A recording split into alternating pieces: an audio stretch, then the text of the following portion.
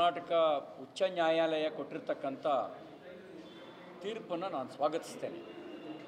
ಒಂದು ಕಡೆ ಕಾಂಗ್ರೆಸ್ ಪಾರ್ಟಿ ಸರ್ಕಾರ ಆ್ಯಂಟಿ ಕಮ್ಯುನಲ್ ಫೋರ್ಸ್ ತರ್ತೀವಿ ಅಂತ ಸ್ಟೇಟ್ಮೆಂಟ್ ಕೊಡ್ತಾರೆ. ಮತ್ತೊಂದು ಕಡೆಗಳಲ್ಲಿ ಕಮ್ಯುನಲ್ ಫೋರ್ಸ್ಗಳಿಗೆ ರಾಜಾಶ್ರಯ ಕೊಡ್ತಾರೆ. ನಾನು ಕೇಳಕ್ಕೆ ಬಯಸ್ತೇನೆ, ನೀವು 43 ಪ್ರಕರಣಗಳಲ್ಲಿ ಮೊಕದ್ದಮೆ ವಾಪಸ್ ಪಡೆದ್ರಲ್ಲ, ಆ ಎಲ್ಲ ಮೊಕದ್ದಮೆಗಳು ಜನಪರ ಹೋರಾಟದ ಮೊಕದ್ದಮೆಗಳ, ಕನ್ನಡ ಚಳುವಳಿಗಾರರ ಪ್ರಕರಣಗಳ, ಅಥವಾ ರೈತರ ಪರವಾಗಿ ಅನ್ನದಾತ ಪರವಾಗಿ ಹೋರಾಟ ಮಾಡಿದಂಥ ಮೊಕದ್ದಮೆಗಳನ್ನು ವಾಪಸ್ ತೆಗೆದುಕೊಂಡ್ರೆ ನೀವು ವಾಪಸ್ ತೆಗೆದುಕೊಂಡಿದ್ದು ಪೊಲೀಸ್ ಠಾಣೆ ಮೇಲೆ ಬೆಂಕಿ ಹಾಕಿದವರು, ಸಾರ್ವಜನಿಕ ಆಸ್ತಿಪಾಸ್ತಿಯನ್ನು ನಷ್ಟ ಮಾಡಿದವರು, ಕೋಮು ಗಲಭೆಯನ್ನು ಹುಟ್ಟಾಕುವಂಥ ಷಡ್ಯಂತ್ರ ಮಾಡಿದವರ ಕೇಸ್ಗಳನ್ನು ವಾಪಸ್ ತೆಗೆದುಕೊಂಡು ಒಂದು ಕಡೆಗೆ ರಾಜಾಶ್ರಯ ಕೊಡ್ತಾ ಅವರ ರಕ್ಷಕರೇ ನಾವಿಲ್ಲದೆ ಇದ್ದರೆ ನಿಮಗೆ ರಕ್ಷಣೆನೇ ಇಲ್ಲ ಅಂತ ಭೀತಿಯನ್ನು ಹುಟ್ಟಿಸಿ ಅವ್ರನ್ನ ವೋಟ್ ಬ್ಯಾಂಕ್ ಮಾಡ್ಕೊಳ್ಳೋಕ್ಕೋಸ್ಕರ ಕಮ್ಯುನಲ್ ಫೋರ್ಸ್ಗಳನ್ನು ಬೆಳೆಸೋ ಕೆಲಸ ನೀವೇ ಮಾಡ್ತೀರಿ. ಇನ್ನೊಂದು ಕಡೆಗೆ ಆ್ಯಂಟಿ ಕಮ್ಯುನಲ್ ಫೋರ್ಸ್ ನಿಮ್ಮ ಕ್ಯಾಬಿನೆಟ್ಟಲ್ಲೇ ಕಮ್ಯುನಲ್ ವೈರಸ್ಸು ಆವರಿಸ್ಕೊಂಬಿಟ್ಟಿದೆ ನಿಮ್ಮ ಕ್ಯಾಬಿನೆಟ್ಟಿಗೇನೆ. ಆ ಕಮ್ಯುನಲ್ ವೈರಸ್ಗೆ ಟ್ರೀಟ್ಮೆಂಟ್ ಫಸ್ಟ್ ಕೊಡಿ, ಆಮೇಲೆ ನೀವು ಆ್ಯಂಟಿ ಕಮ್ಯುನಲ್ ಫೋರ್ಸ್ ತನ್ನಿ. ನಿಮ್ಮ ಸಂವೇದನೆ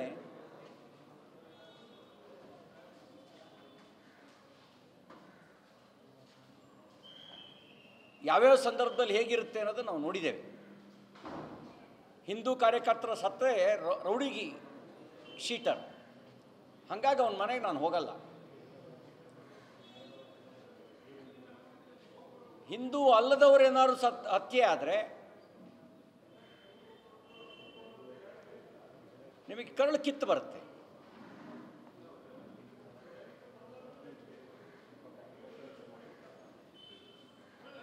ಇದಕ್ಕಿಂತ ಇನ್ನೇನು ಬೇಕು? ಹಾಗಾಗಿ ರಾಜ್ಯ ಉಚ್ಚ ನ್ಯಾಯಾಲಯ ಕೊಟ್ಟಿರ್ತಕ್ಕಂಥ ತೀರ್ಪು ಸಮಯೋಚಿತ ತೀರ್ಪು. ಇಂಥ ನಿರ್ಣಯ ತೆಗೆದುಕೊಂಡು ಇಡೀ ರಾಜ್ಯವನ್ನು ನೀವು ಡಿಜೆಹಳ್ಳಿ KGಹಳ್ಳಿ ಮಾದರಿಯಲ್ಲಿ ತರೋ ಪ್ರಯತ್ನ ಮಾಡಬೇಡಿ.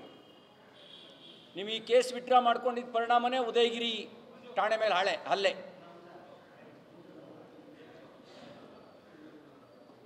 ರಾಜಕಾರಣಕ್ಕೆ ಯಾವ ವಿಷಯ ಬಳಸ್ಕೋಬೇಕು, ಯಾವ ವಿಷಯ ಬಳಸ್ಕೊಳ್ಬಾರ್ದು ಅನ್ನುವ ಪ್ರಜ್ಞೆ ಇದ್ದಿದ್ದರೆ ನ್ಯಾಯಾಲಯದಿಂದ ಈ ಥರ ಚೀಮಾರಿ ಹಾಕಿಸ್ಕೊಳ್ಳೋ ಪರಿಸ್ಥಿತಿ ಬರ್ತಿರಲಿಲ್ಲ.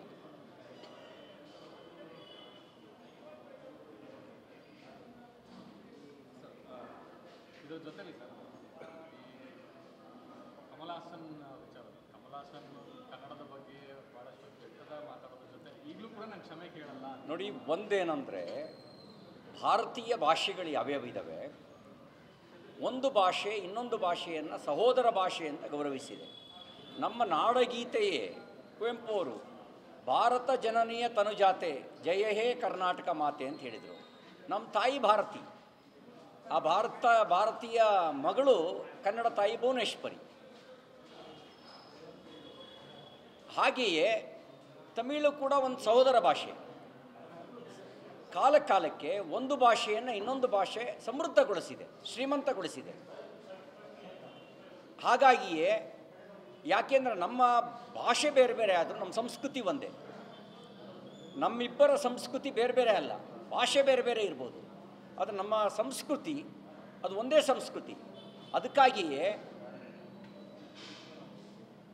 ಮಧುರೈ ಮೇಲೆ ಶ್ರೀರಂಗಂ ಮೇಲೆ ಮತೀಯ ಆಕ್ರಮಣಕಾರರು ದಾಳಿ ಮಾಡಿ ಮಧುರೈ ಮೀನಾಕ್ಷಿ ಮಂದಿರವನ್ನು,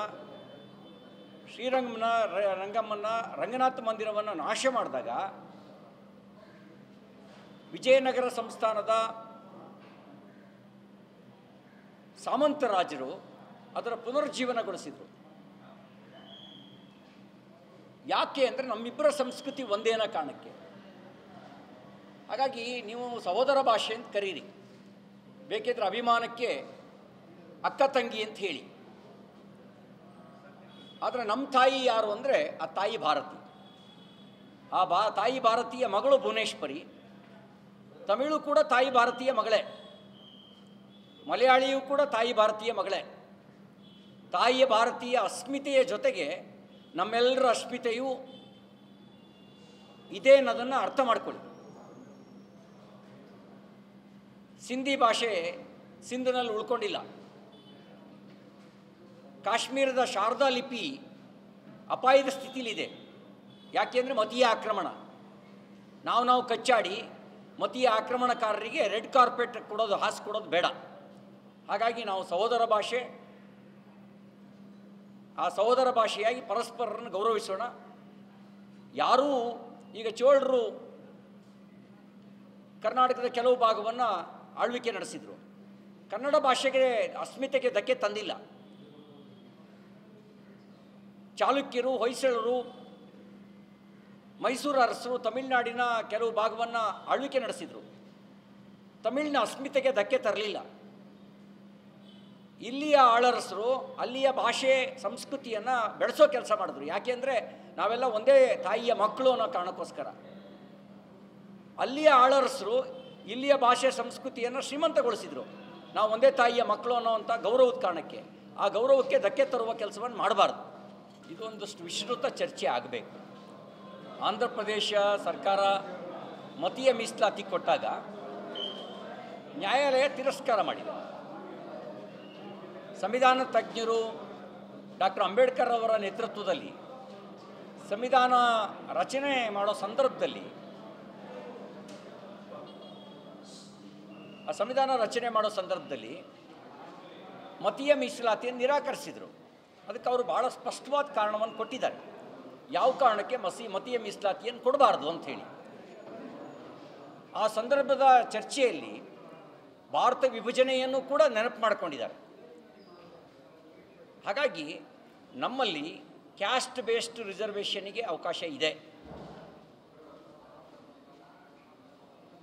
ಆರ್ಥಿಕ ಹಿಂದುಳಿಯುವಿಕೆಗೆ ಮೀಸಲಾತಿಗೆ ಅವಕಾಶ ಇದೆ. ಮತೀಯ ಮೀಸಲಾತಿಗೆ ಡಾಕ್ಟರ್ ಅಂಬೇಡ್ಕರ್ ಅವರು ಅವಕಾಶ ಕೊಟ್ಟಿಲ್ಲ. ಯಾಕೆ ಕಾಂಗ್ರೆಸ್ ಅಂಬೇಡ್ಕರ್ ಅವರ ಆಶಯಕ್ಕೆ ವಿರುದ್ಧವಾಗಿ ನಡ್ಕೊಳ್ಳುತ್ತೆ? ಯಾಕೆ ನಿಮಗೆ ಅಂಬೇಡ್ಕರ್ ಅವರ ಬಗ್ಗೆ ಅಷ್ಟೊಂದು ದ್ವೇಷ? ಅವ್ರ ಸಂವಿಧಾನದ ಬಗ್ಗೆ ಯಾಕೆ ತಿರಸ್ಕಾರದ ಭಾವನೆ? ಅವತ್ತು ಮತೀಯ ಮೀಸಲಾತಿಯನ್ನು ಸಂವಿಧಾನ ರಚನಾ ಸಮಿತಿ ತಿರಸ್ಕಾರ ಮಾಡ್ತಲ್ಲ, ಈಗ ಯಾಕೆ ನೀವು ಮತೀಯ ಮೀಸಲಾತಿ ಕೊಡೋಕ್ಕೆ ಹೋಗ್ತಾ ಇದ್ದೀರಿ? ಹಾಗಾಗಿ ಇದು ಚರ್ಚೆ ಆಗಬೇಕಾಗಿರೋ ವಿಷಯ. ಸಂವಿಧಾನ ತಜ್ಞರು ನಿರ್ಣಯಿಸಬೇಕು.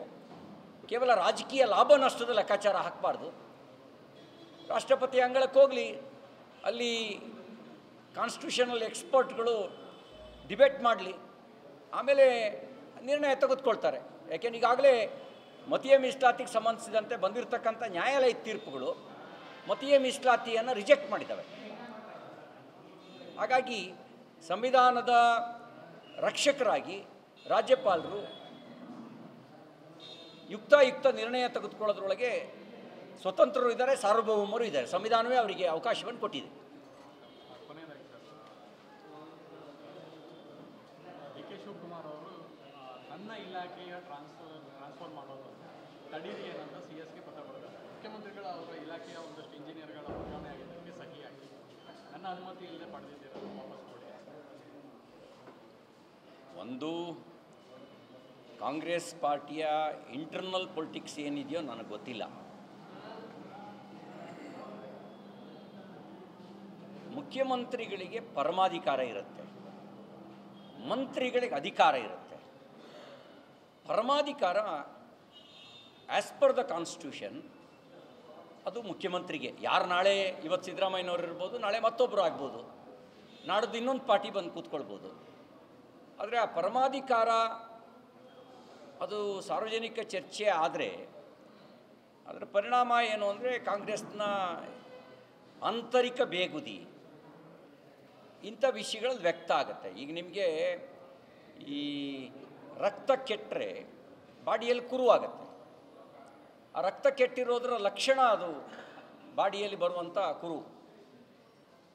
ಹಾಗೆ ಈ ಸರ್ಕಾರದ ಒಳಗಿನ ಒಳಬೇಗುದಿಯ ಅವಲಕ್ಷಣಗಳು ಈ ರೀತಿ ವ್ಯಕ್ತ ಆಗ್ತವೆ. ಅದು ಬಿಟ್ಟರೆ ಬೇರೆ ಇನ್ನೇನಿಲ್ಲ.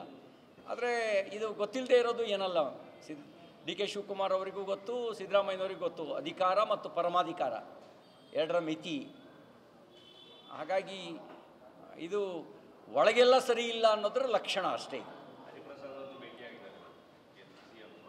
ಹಾಂ, ರಾಜಕಾರಣದಲ್ಲಿ ಶಾಶ್ವತ ಮಿತ್ರರು ಇಲ್ಲ, ಶಾಶ್ವತವಾಗಿರ್ತಕ್ಕಂಥ ಶತ್ರುಗಳು ಇಲ್ಲ.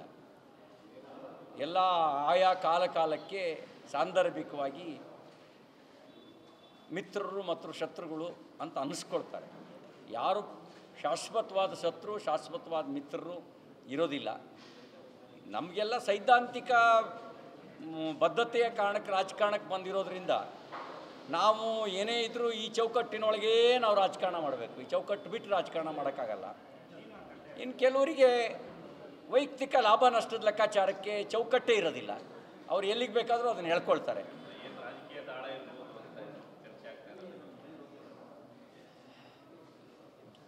ಗೊತ್ತಿಲ್ಲ ಏನು ಮಾತುಕತೆ ಆಯಿತು ಅಂತ. ಇಬ್ಬರು ಒಂದೇ ಪಾರ್ಟಿಯವರು, ನಡುವೆ ಒಳಗೆ ಸಮಾಧಾನ ಇರಲಿಲ್ಲ ಅನ್ನೋದನ್ನು ಸಾರ್ವಜನಿಕ ರೂಪದಲ್ಲೇ ಹೇಳ್ತಾಯಿದ್ರು.